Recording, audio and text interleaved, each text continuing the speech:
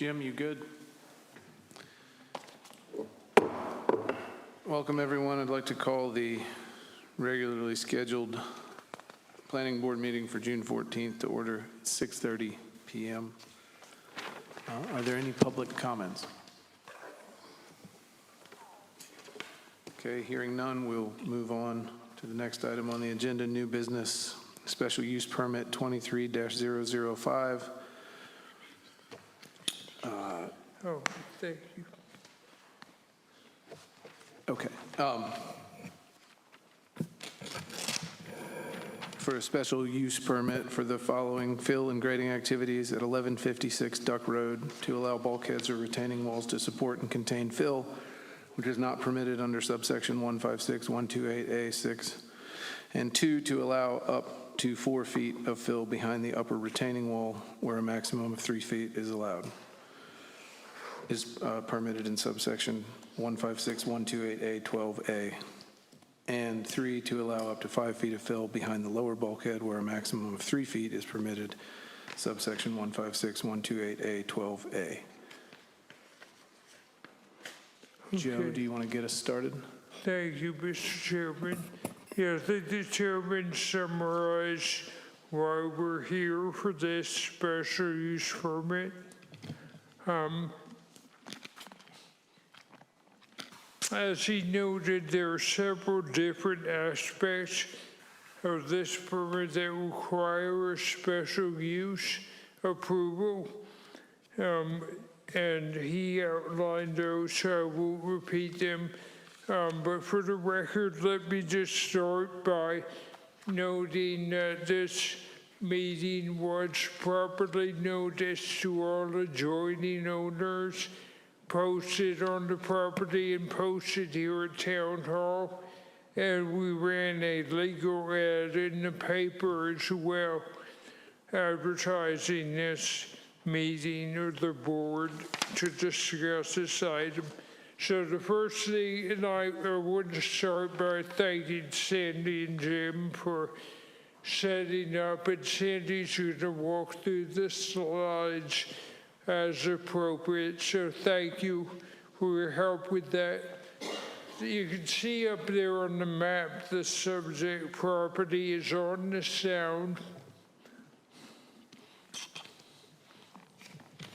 As it's surrounded, it's part of the Four Seasons neighborhood, but this is on the Sound front side, not behind the gates like the majority of the neighborhood.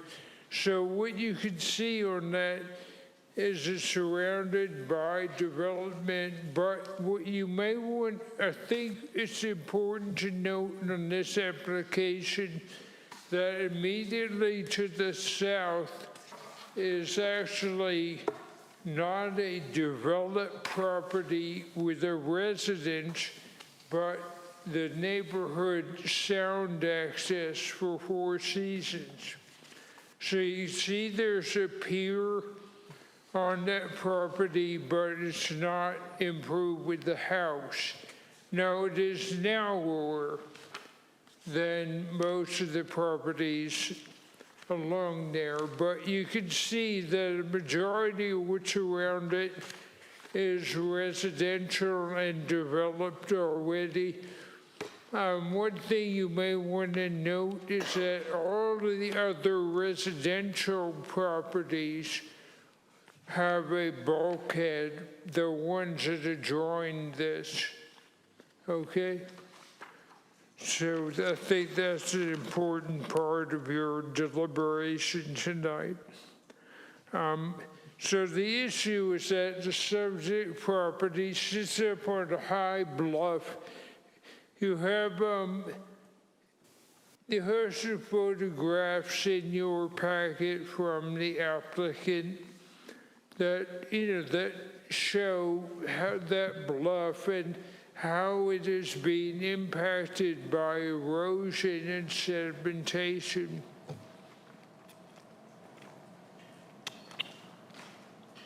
So, you have this erosion that is threatening the swimming pool at the back of the property, and a pool and the pool patio surrounding it.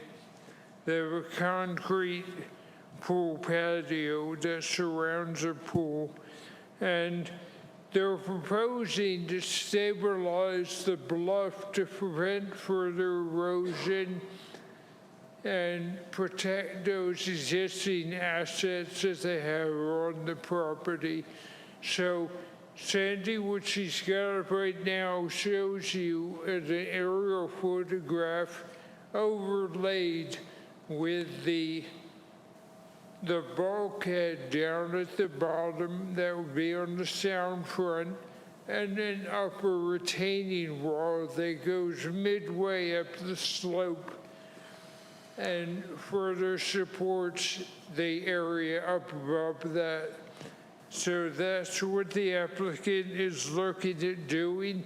You can see on there in the blue that one of the aspects of this proposal is that it stretches across the entire property from north to south.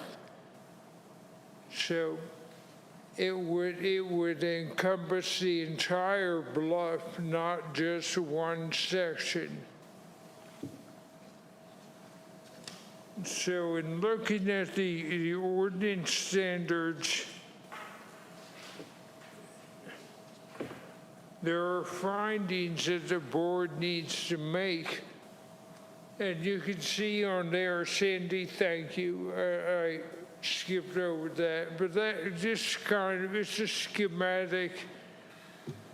It just shows, you know, how this would work as far as the bulkhead down at the bottom and the area behind it, and then midway up the slope we have another retaining wall. So that cross section shows how it would work. As far as the criteria, one of them is that the site is otherwise adequate in size, shape, and other characteristics to accommodate the project. And in this instance, staff found that the property is half an acre in size, and it otherwise complies with town standards. There's no issue with compliance with things like setbacks or lot coverage or things like that. The second item is that the applicant has demonstrated that the town standards are unreasonable and impractical. And in this case, you know, we have the applicant has documented some erosion and sedimentation issues, and the town's current standards prevent the applicant from addressing those issues if they comply fully. Because of the steepness of this slope, it requires a little bit taller bulkhead and retaining walls. And so staff found that, in our opinion, the applicant complies with this, that they've shown that it's impractical for them to do this project within the confines of the town standards, and there's a need for a special use permit. Third, the amount of fill is a minimum necessary. It's a little bit difficult, you know, to say what is a minimum necessary or not, but as far as being the minimum necessary for the project as is proposed, we agree that it is. And the applicant had other options on this. If you go further north from this property, you'll note that there's a number of properties. You can see them south of Aqua that have just one big, large, like 20-foot, 16, 18, 20-foot high retaining walls or bulkheads. And in this case, the applicant was able to break it up so that they weren't building just one single monolithic, tall bulkhead, but to break it up. So we do think that they made a good faith attempt to minimize the amount of fill and the height of walls that they're using. Fourth,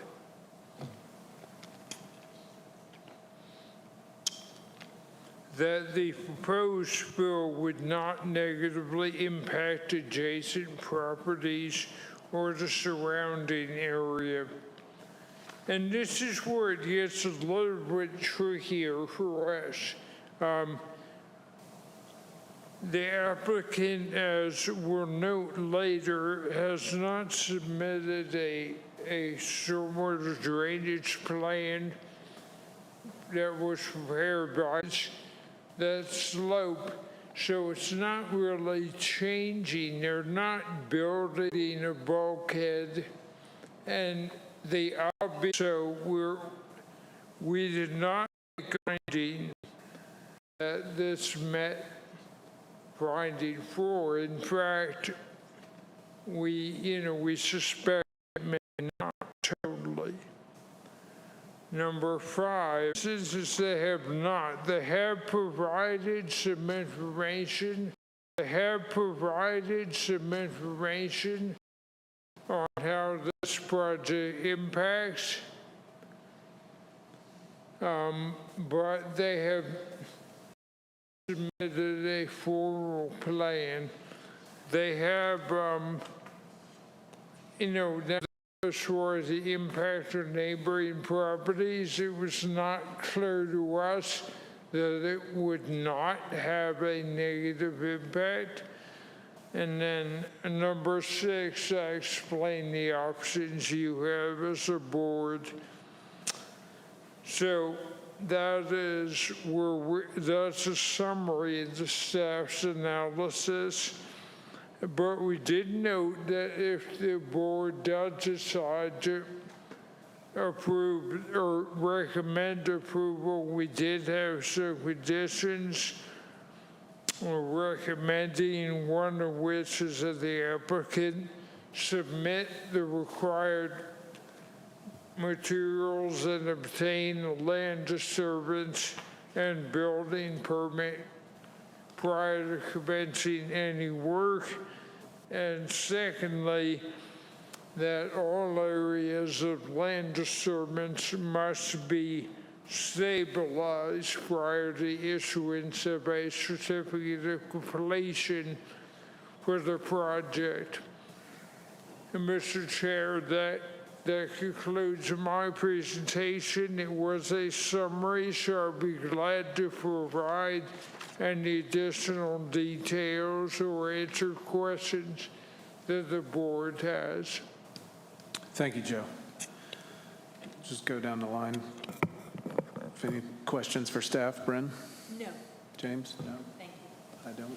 Bob, do you have any questions for staff? I do have one question, and that has to do with this, the drainage plan. And it's my understanding from attachment L that the last paragraph says that Samerson and Dad is in the process of obtaining a stormwater drainage plan through North Carolina licensed engineer and surveyor. Is that an ongoing, active process right now? The applicant that's a question for them. He can answer that when he comes up. Okay. Joe, any questions for staff? No, I think it was a good presentation. I agree. Thank you. Okay. If the applicant would like to come up now, please state your name and address. Here, and it's 139 Walnut Island, Brandy. Yeah, we're prepared to submit our wastewater, the drainage, if we need to. I think we didn't realize we needed it until a little later in the process, but if we need it, we've got no problem submitting it. Okay. Do you have anything else to add to staff's presentation? I think I'd like to, if I could get back to those photos. I would like to say that section I drew, if I knew that was going to be up there, I'd drawn that a little better, but you can see right there that this is this back patio. This is actually, part of her patio that's completely collapsed and fallen down to the sound. So she's lost about 10 feet of her backyard. It's one time patio pavers, an outdoor cooker area, and that big concrete area, excuse me, sorry about that. That big area right there is actually what that is. So this is just a ton of debris that was once a part of her backyard, and what you don't get a sense of from this aerial is how steep that bank is and how much it's really broken. So I don't. Now, I also will say we've been approved by Campbell, and we've talked to Four Seasons, and they're fine with us putting in the bulkhead and retaining wall. We told Four Seasons we were going to add riprap to the southern end right there to keep it from eroding their getting any worse on their side. They seem fine with that. So yeah, that's about where we are. Okay. Any questions? Is the applicant here tonight? I mean, the owner, the property owner?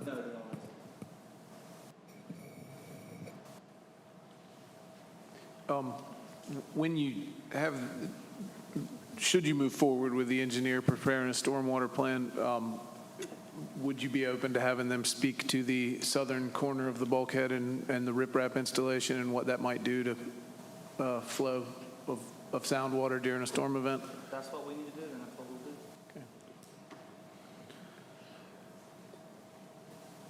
Okay, thank you. Did, right? Yep. Okay, discussion? Thank you. James? Yeah,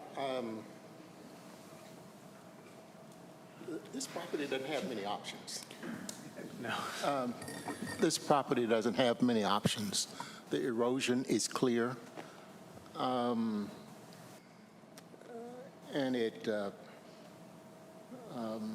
I think the plan is probably the likely direction to go in to stop the erosion. It was striking to me that they didn't have an acceptable drainage plan or an engineer's plan, and I think that's needed for this property to look at any possible negative impacts on the adjoining properties.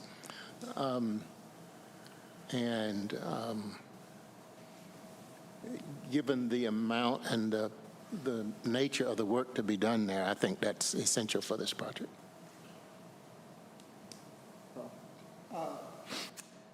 Nothing to add to what James just said. I support the necessity of placing these bulkheads there. I mean, what's the alternative?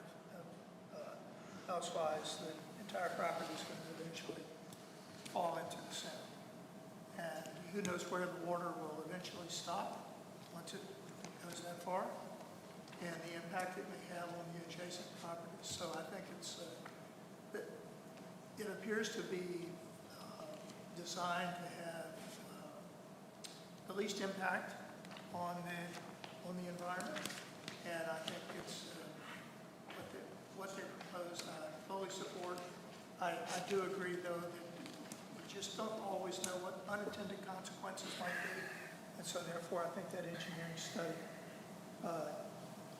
should be requested, and as far as I'm concerned, if it comes back okay, I mean, I'm comfortable with approving the project as it is, subject to the town staff's review and concurrence with the results or the summary of that survey. Okay. Joe? Are we saying that the examination of the property by the gentleman there has not been made or should be made? Well, I think, and Joe, you can correct me if I'm wrong, but Joe essentially gave us three options. One is to table it till we see that stormwater drainage plan from an engineer. The third one was to make that a condition of the applicant before they go to council. And I guess the second The was second is basically if you feel you have enough information to make a reasonably educated decision on, you as a board have the opportunity to do that. So that would be the second. okay. Well, are they going to make, are they going to do something to calculate that area or not? It sounds like they're willing to do that. I personally am willing to make that a condition to move it forward.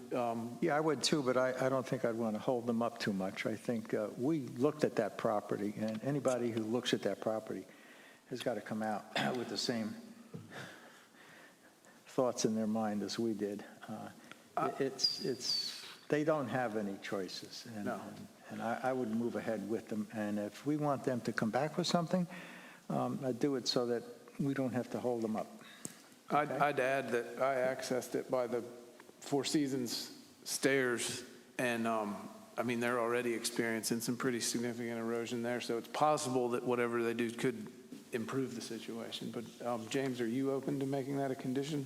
I am. I would add that to a motion to approval, that it be, that we approve it subject to an acceptable drainage plan prepared by a qualified engineer. Is there a second? I second it. Okay, the motion's been made and seconded. Any further discussion? All in favor? Aye. Aye. It's unanimous. Okay, thank you, Eli. This will proceed to the town council with that recommendation. Okay, and if you can get started on that. And talk into the microphone, if you could lift that up. Do we need to get the drainage plan before I can get started? Is that what we're saying? Okay. You need to get the drainage plan before this goes to the town council, which is scheduled for July 5th, so we need that plan a week prior to that. Yeah, the problem with that is you guys, and it's gonna be, it might take a little longer to get a plan worked up. Well, you just, that's what I'm suggesting, you communicate with us. If you're not ready to go forward to public hearing, we can delay that hearing with the council until August. It's just gonna be as fast as I can get somebody out there Right. to get it figured out.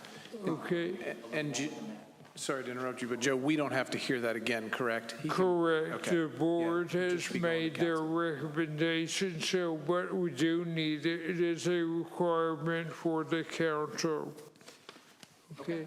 All right, thank you. I would point out that, and I'm open to comments from the board, but I think our consensus was a stormwater plan is typically going to deal with just rain events. But I think it's the consensus of the board that we'd like your engineer to look at the riprap you're going to put on the south end of the bulkhead and what effect that'll have on the bordering property. Yeah, I mean, for what it's worth too, the wall we're proposing is gonna be lower than the neighbor on the north and to the south. So this thing is still gonna drain pretty much the way it's draining now. And what is gonna come down and come over the top of the retaining wall and the bulkhead.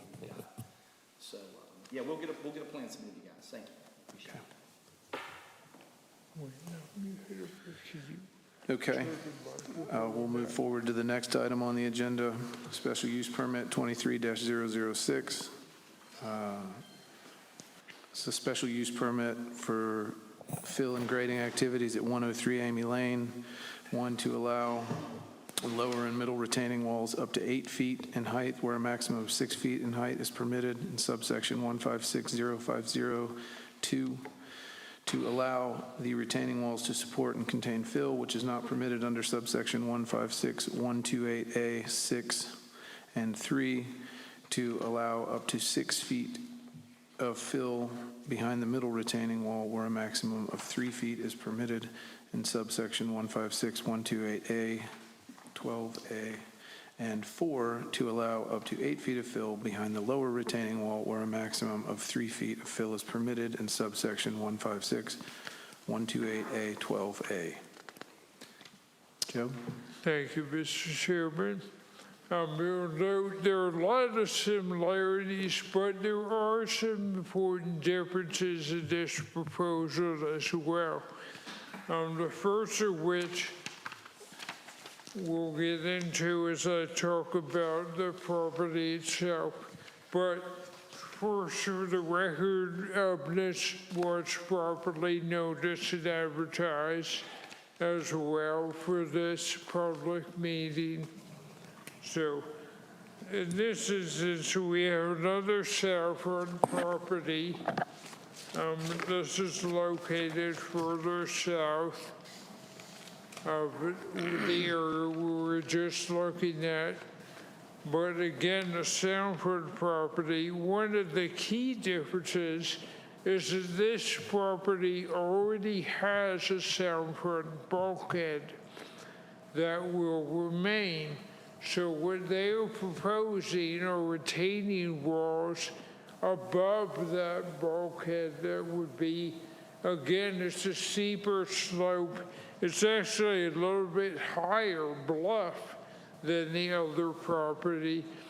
So that's why you see the need for some of the higher retaining walls proposed under this application.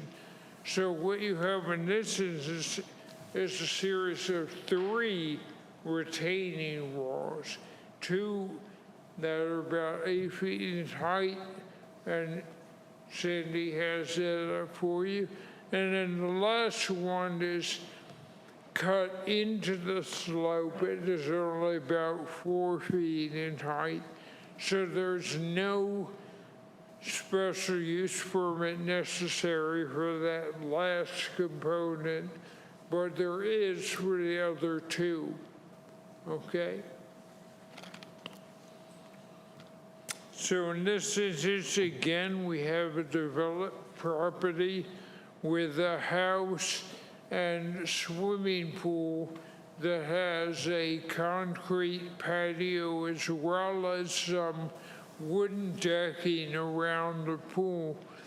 And the issue that the owner is facing is very similar in that they're seeing erosion occurring. And if you were able to look at the property and look at the photos the owner submitted, what you notice is that there is areas where it's undercutting the existing improvements on the property. So again, what they're looking at is to stabilize a very steep slope that's seen significant erosion over the years. So again, we talked about the project being, a series of retaining walls. One difference with this proposal from the last is that it does not, you see on that plan right there, it does not stretch across the entire property. It's limited to the central part of the property in the area directly below the swimming pool and other improvements. So they don't have the same impacts necessarily because they don't extend all the way to the adjoining properties. So in looking at the proposal and the findings that the board has to make, again, the first of those is whether the property is otherwise adequate to accommodate the proposed project. And again, staff found in this case that it appeared that it was. Now, in this case, the applicant will have to get a camera permit as part of the approval process, but we don't anticipate an issue with that. And they otherwise appear that it complies with the other standards like lot coverage and setbacks and all that. Second, the applicant has demonstrated the requirements are unreasonable or impractical. In this instance, we have a documented erosion issue, and again, due to the even steeper bluff that these improvements sit on, it's impossible for the applicant to stabilize that area and comply with the town standards. So with that being the case, we found that they meet finding number 2. Number 3, the amount of fill is the minimum necessary. Similar to the last project you heard, rather than building a single wall 20 feet in height, they've broken it up and stepped it back in a way that both visually and from a support standpoint will work better for this property. And we do think that this also helps minimize the amount of fill. In other words, the applicant isn't just going straight out and creating a whole lawn area. They're stepping it down and just supporting a lot of the existing hillside there. So we found that they met number 3. Number 4, that it would not negatively impact adjacent properties, mainly due to the fact that it doesn't extend over near either the adjoining properties, both of which have bulkheads. Because of that, we found differently in this case that it was unlikely that this project would have any negative impact on the adjoining properties. So in this case, staff found that finding 4 was met. You have greater detail in the staff report about compliance with the land use plan and vision, and we did find that it was consistent with those and therefore meets finding 5. And lastly, we had the same issue with finding number 6, that in this case the applicant has not yet provided a stormwater drainage plan for the property. So we explained during the last proposal the 3 options that the board has to address that issue. So all that being the case, staff in summary found that the first 5 findings were met. The board can consider how you want to deal with finding 6, but if you do decide to recommend approval of this, staff does have some recommended conditions for your consideration. One of which that the retaining walls must be certified by a North Carolina licensed engineer. Second, that the applicant obtain a camera minor permit for the retaining walls prior to the issuance of a land disturbance permit for the project. Third, that the applicant submit required application materials and obtain a land disturbance and building permit. And lastly, that all areas of disturbance must be stabilized prior to issuance of a certificate of completion. And that concludes the staff report, Mr. Chair. But I'd be glad to answer any questions that the board members have. Thank you, Joe. Questions? Okay. Would the applicant or the applicant's representative like to make a presentation?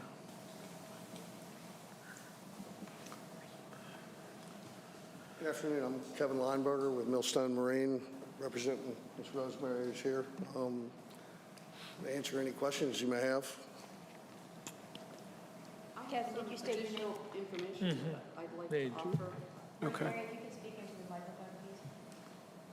And you need to introduce yourself before.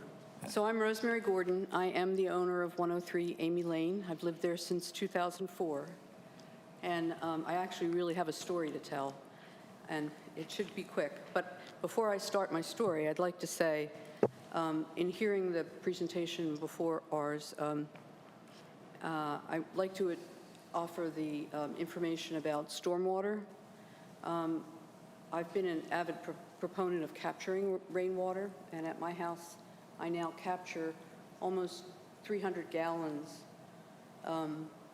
in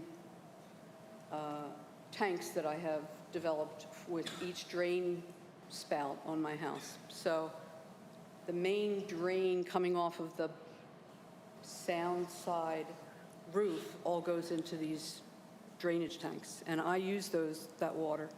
I use it to fill my pool. I use it to water my plants, my lawn.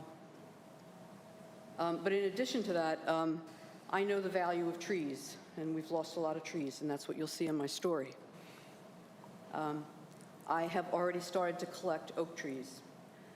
Fact is, oak trees can absorb 1,500 gallons of water a day in storm water runoff. So I understand that, and I'm just hearing about the requirement for a stormwater study plan developed by an engineer, which we will address if needed. But I wanted to present those facts to you so you knew what I was already doing in the way of trying to control stormwater runoff. Our bigger problem is stormwater runoff in the front of the house going down into Duck Road and creating Amy Lake. That's another story. Okay, so I'd just like to say thank you for this opportunity to speak to you. I'm asking for your support today. You've seen some of the problems. In fact, some of these pictures you will, I'm not sure how to use this. Let's see. Yeah. Okay. So my pool decks are at risk. You've seen this already. These two pictures I believe you've seen. One is the southwest corner of the pool. We've lost almost 4 feet from erosion. Those pipes weren't visible when the pool was built back in winter of 2004, going into 2005. The northeast corner of the pool deck has concrete.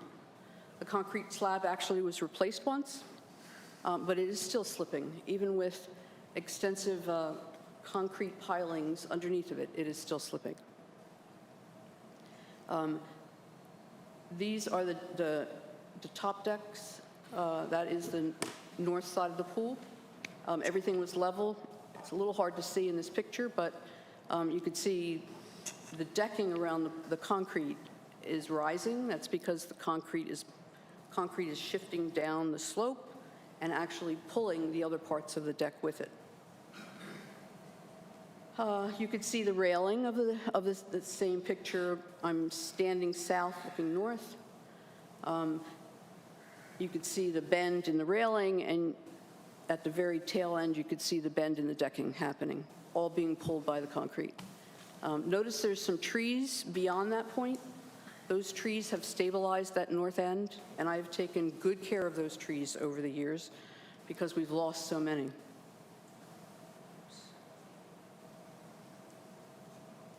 This is at the south end, stairs closest to the house. They are also falling down as a result of erosion underneath.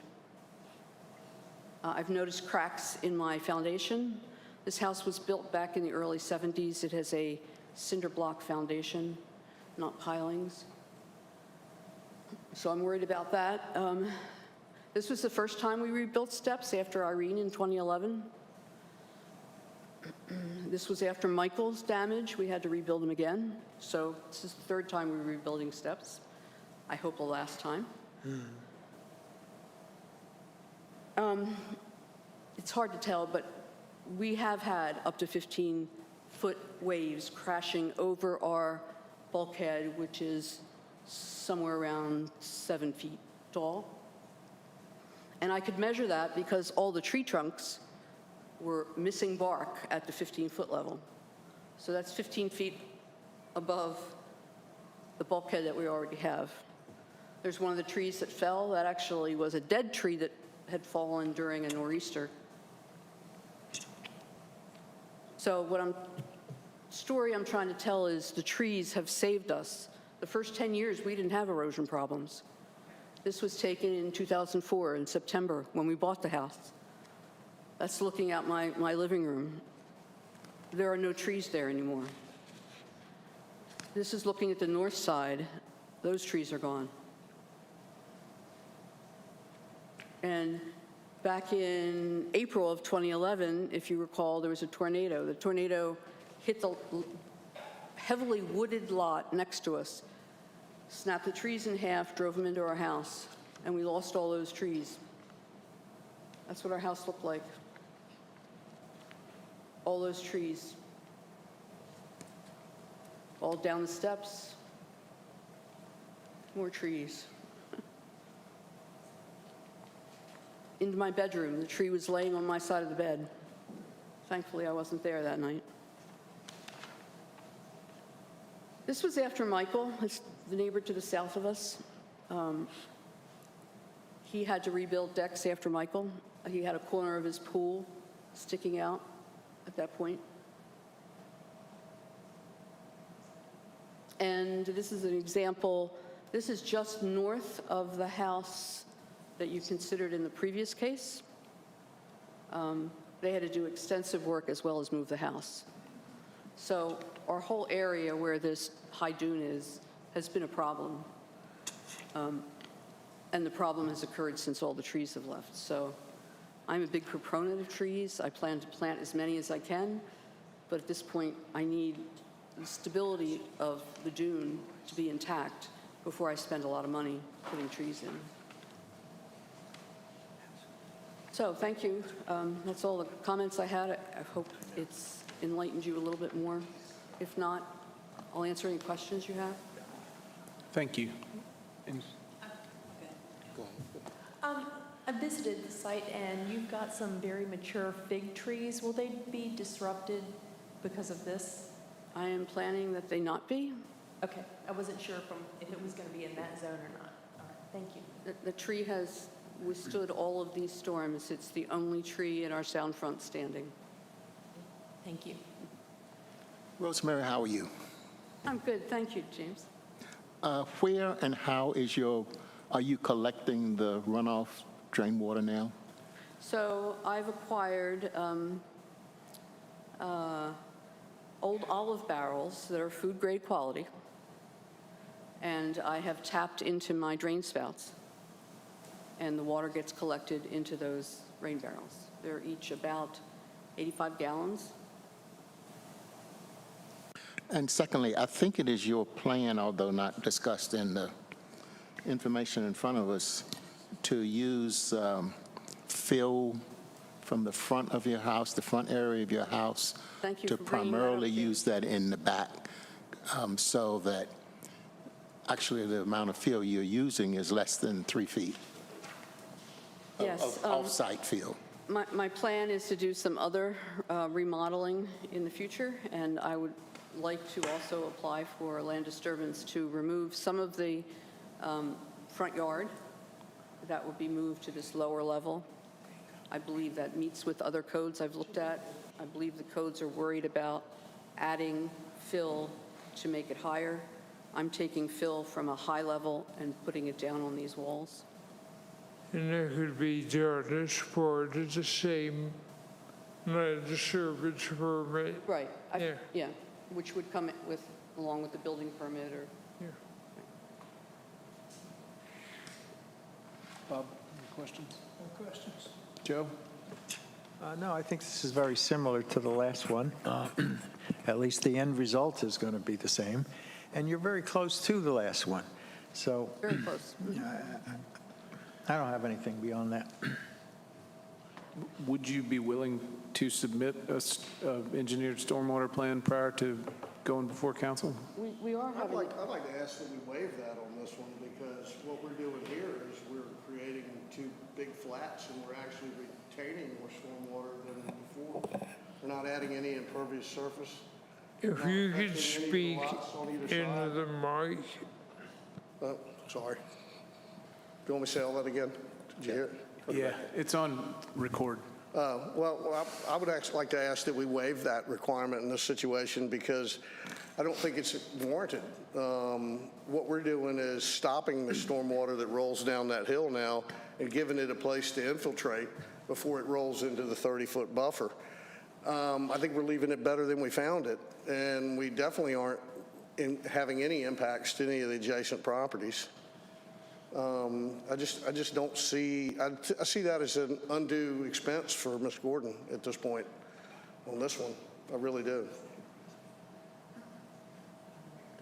Mr. Chairman, just for the record, the board does not have the authority to waive ordinance requirements. I figured. So, unfortunately, I see that's a requirement of the ordinance that it be submitted. So I think we're going to have to, for reasons of consistency with the ordinance, move forward in a direction like that, if you're willing. Yeah, that's just my 2 cents anyway. Understood. So you are willing to submit that? If that's a requirement. And, you know, all of that will reflect very positively when you submit the plan, but the plan documents those positive things. And let me just, it does not have to be an engineer, okay? We have outlined in there for it should be an engineer, a landscape architect, a soil scientist, or there's one other thing too. Anyway, the point is it doesn't have to be an engineer. If there are cheaper options out there probably to accomplish this. So, but, you know, but it is a requirement, and the chairman is right in asking for that. Well, we appreciate your consideration. Thank you. All right, thank you. Further discussion? I'd just like to, similar to the other one, this property and the property owner doesn't have much choice to stabilize the bank there. It's a little different than the one we just approved, because there's a bulkhead that's already there and there are no problems with the bulkhead, and it does not, these improvements are not going to all the way to the north or the south end of the property. So it's similar, but it has its differences from the one we just approved. And in fact, I think it's actually less work, and the possibility of having impacts on its neighbors north and south are less. But I do think, as we've talked about, the engineering or the stormwater study is needed, but I think it has less impact than the one we just approved. Bob? I don't have anything more to add. No, I'm good. Okay, I agree with James's comments, and I think, Joe, if you're okay with it for the purpose tonight, we'll just, if we add that condition, we'll state stormwater management plan prepared by a design professional. Does that work for the, okay. Do I hear a motion? So move. I'd like to make a motion that we approve this with the appropriate stormwater drainage report. Second. And will we also be including the staff recommended conditions? Yes. Yes, yes, with staff recommended. Did I go off? Oh, there it is. Sorry. Okay, we have a motion and a second. Any further discussion? Okay, we'll take a vote. All in favor? Aye. Aye. It's unanimous. Thank you.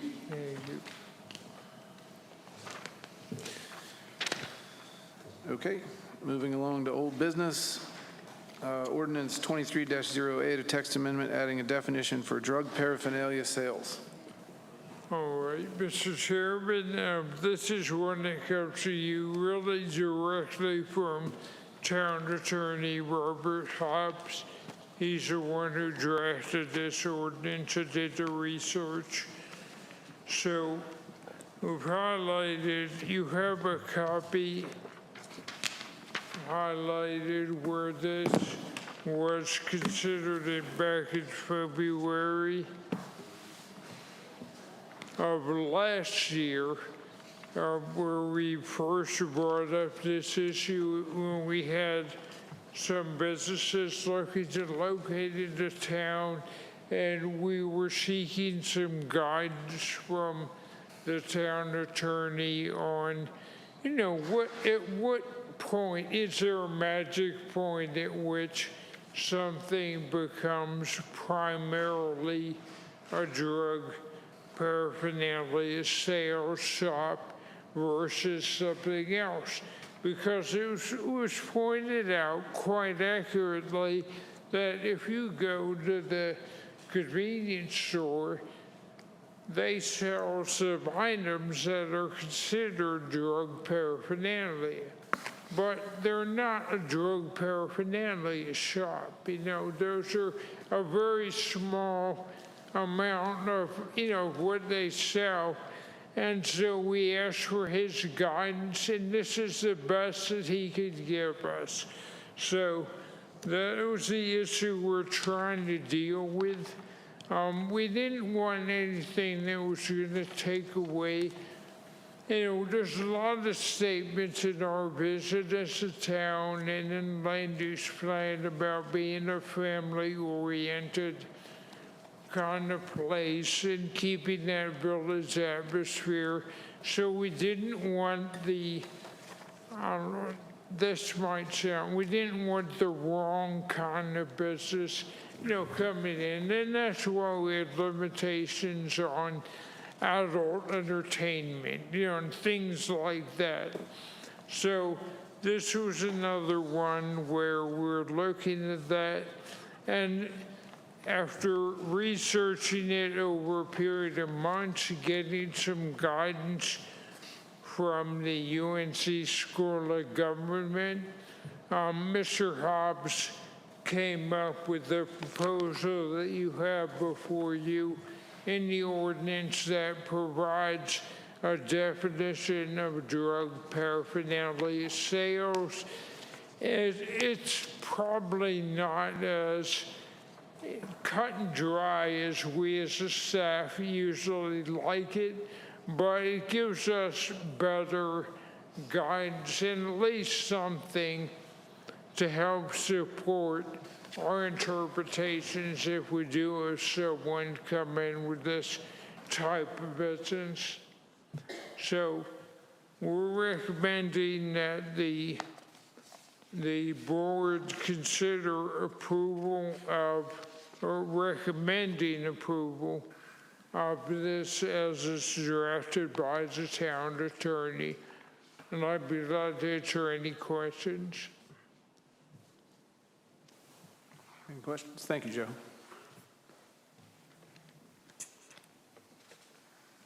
Nothing? I do. So if we're not going to allow drug paraphernalia sales shops,